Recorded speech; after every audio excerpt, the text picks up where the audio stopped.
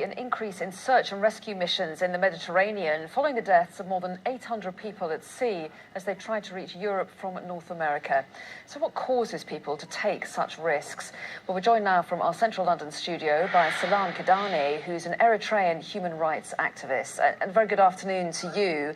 More than 35,000 migrants have crossed the Mediterranean, it's estimated, so far this year. And of those, more than 900 are thought to have died. So in your view, why are so many people prepared to take such risks?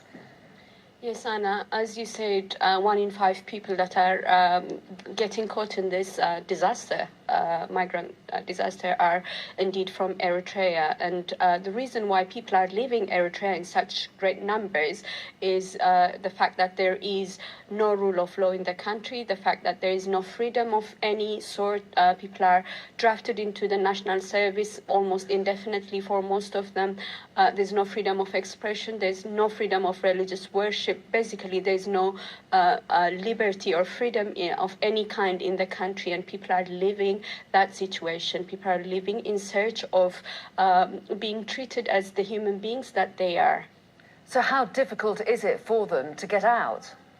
It is very difficult. There's a shoot-to-kill policy for people who are caught crossing the borders illegally. People are detained if they're suspected of planning to leave the country.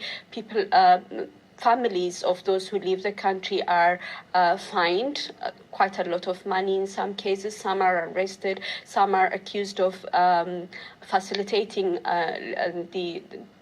their members of the family leaving. Once they have left the country, people have to bribe, pay smugglers and traffickers to get out of the country and then further to the Libyan coast or to wherever they can cross out of Africa into Europe or wherever they can find asylum, really.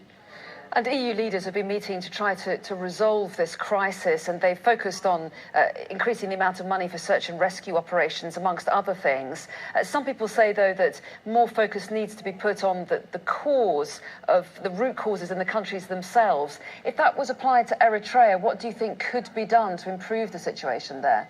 Yeah, indeed. The EU is funding the Eritrean regime for development projects, and that is an irony to me because the EU has been funding Eritrea for development projects for so many years, and yet people keep leaving. So the EU needs to recognize that Eritrea is achieving some of the development milestones put in by the UN, the MDGs, the health MDGs, and what have you. But that is not enough for people. People are leaving because there's political repression, because there's lack of freedom of expression, there's lack of freedom of worship, there's indefinite national service. So these situations, the repression there, the dictatorship there needs to be seen, and the EU needs to address that alongside the development needs, and it should use these opportunities to engage the regime in Eritrea in reform, engage the regime in Eritrea in change, and also compel the regime to improve the human rights